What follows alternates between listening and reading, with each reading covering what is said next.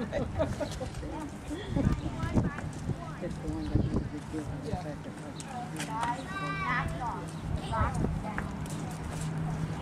we go.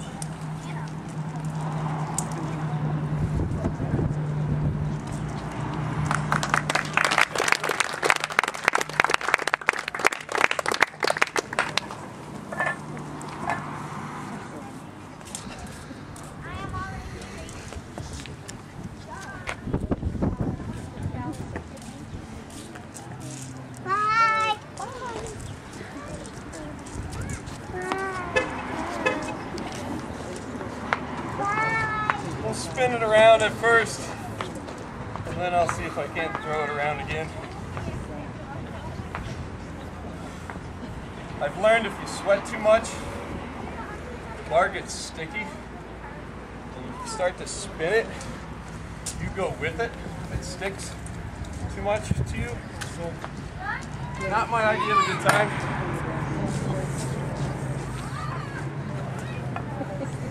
So we'll get it up.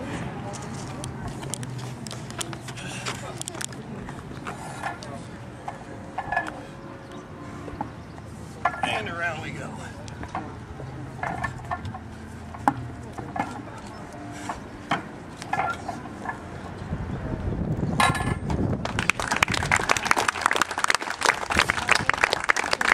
That one does hurt the stitches. Yes, in Salt Lake. We used some collars that weren't up to par. Plate goes off, bar goes that way. Luckily when you're in the center, nothing hits you. It hits everybody else. So, that's a good thing.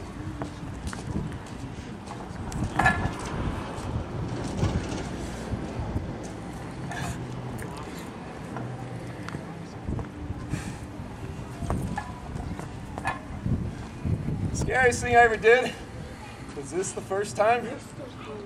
Hold heavy weight above your head and drop it into the crooks of your arm. Not my idea of fun. Yeah, here I am.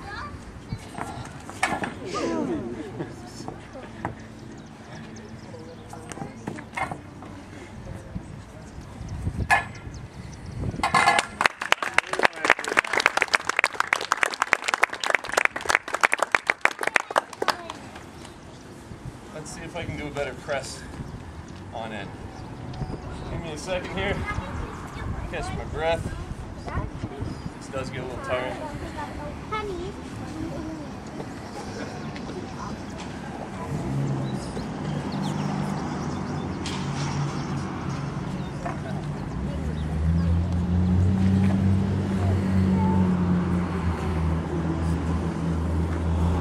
Take a picture just like this.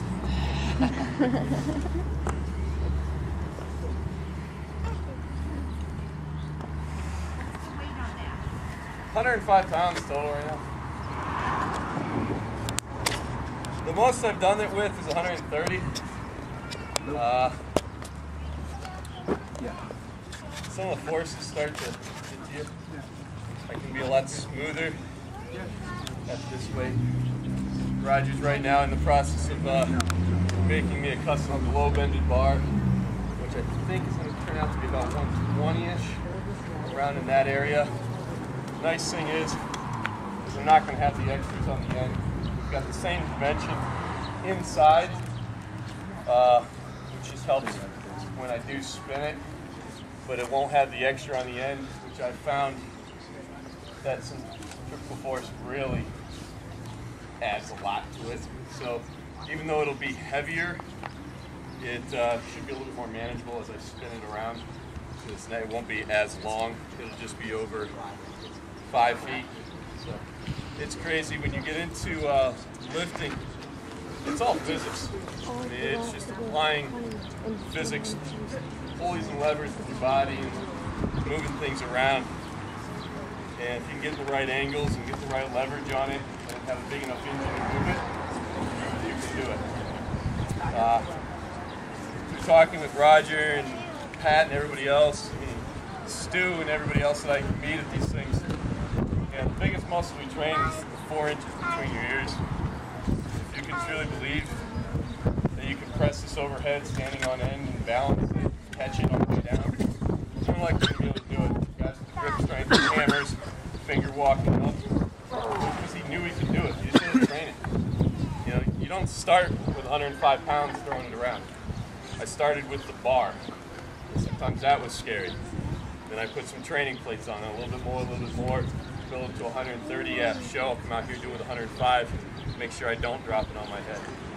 You know, juggling the kettlebells, drop them 100 times before you finally catch it once.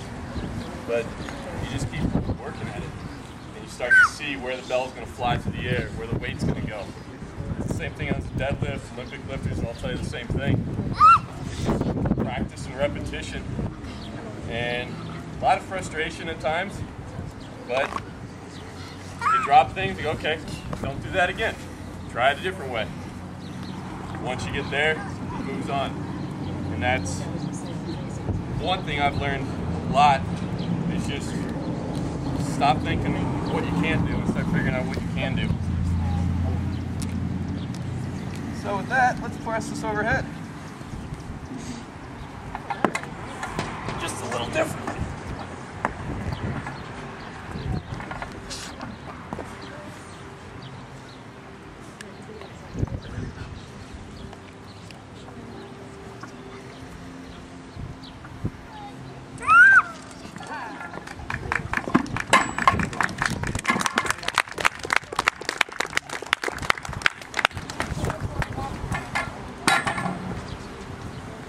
Not too bad.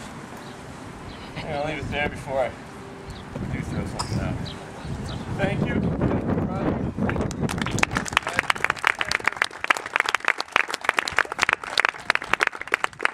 If you have any ideas as to what possibly could be done with this barbell, come see me. I'd love to try it.